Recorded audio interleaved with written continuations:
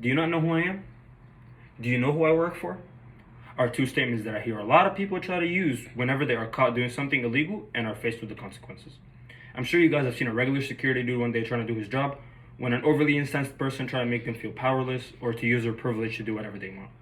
I've even seen someone try to resist arrest, basically telling the officers to go call the supervisor because, quote, they are not on a level high enough to detain him or even arrest him. And it made me wonder who could legally and lawfully be able to resist arrest with absolutely no consequences. The reason I think you guys would be interested in my topic today is that some of us may know the regularly known privileges of a congressman or woman, but today we're going to talk about the unknown perks you receive upon being a member of the Congress. I have made a lot of research into the subject, and I have an idea of the perks you can receive as a big political member due to my mom's cousin and uncle both serving into the Egyptian Congress for 2 terms each. Today I'll be informing you guys some of the perks you receive as a member of the US Congress and if those perks end up staying with you after retirement. After Article 1, Section 6 of the Constitution states that members of the Congress shall in all cases except treason, felony, and breach of peace be privileged from arrest during their attendance to the session of the respective houses and in going to or returning to meetings for such respective house.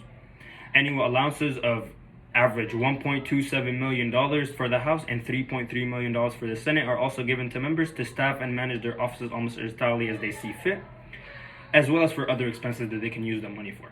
Congress members also receive free parking, free travels to their home state, and from the year 2007 to 2018, over 16,367 overseas trips, the Congress has used $21.2 million.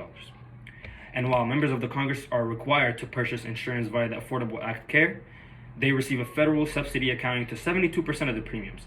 And they're also potentially eligible for a lifetime health insurance under the Federal Employees Health Benefit Program upon retirement.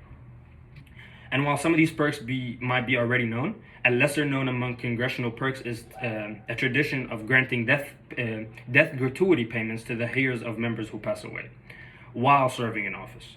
The amount is equal to a member's 1-year congressional salary, and it is provided regardless of the financial status of the member, many of whom are already millionaires. From 2000 till the year 2021, the payments have cost taxpayers $5 million. What that means is that upon the death of a member of the Congress, their family will receive a payout equal to a year's salary, which for a regular member today is $174,000. And now let's talk about some of the benefits that stay with you after retirement. Our nation's legislators get a slew of lifetime benefits after leaving office, including a taxpayer-funded gym at the Capitol, access to the House and Senate, parking in House lots, and ability to dine in the House or Senate dining rooms. And since the year 1946, members of the Congress with at least 5 years of service have been able to be eligible for a generous pension that pays 2 to 3 times the amount a regular pension would pay for a same salary job in a private sector. According to the Senate government website, depending on age, length of service, and the age and length of service, members can receive up to 80%, which given today's congressional salary of $174,000 would be $139,000 in annual taxpayer-funded retirement benefits. The Honest Leadership and Open Government Act of 2007 was enacted to cut off pensions for former members of Congress who are convicted of corruption-related crimes. And however, in 2017, the National Taxpayer Union Foundation disclosed a loophole that allowed 2 ex-members of the Congress to continue collecting a taxpayer-funded pension while in jail because the reform law only applied upon final conviction, leaving the open eligibility for pensions payments while appeals are ongoing, which could take several years. And I got these resources from the NTUF organizational website, and even though not all members of the Congress get paid the same, the congressional salaries has been going only up and has not came down since 2009. It's been the same actually since 2009. It has stuck at $174,000. Many members of the Congress tried to bump that up, but they have all been blocked, and it has always increased. It never decreased since the 2009 to our day today. Also, not all members get paid the same, and that is shown here by the Senate leaders get paid $193,000 instead of $174,000, and the House leaders get paid the same thing. And the Speaker of the House gets paid the most out of everyone else, which is at the $223,000 mark yearly.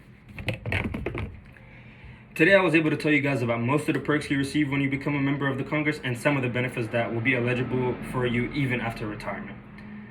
Some of the perks only available for those who are currently members of the Congress, like free travels, parking, and some of those like insurance and pensions can even stay with you after retirement. There's also an example of death gratuity, which can be for the families of those who served in the Congress but ended up passing away during their service. And the reason for you guys to remember this is that if any of you guys ever had a dream of becoming a member of the Congress, I'm pretty sure this time would be the best time for you guys. And here's some of the perks that you guys would receive. Thank you.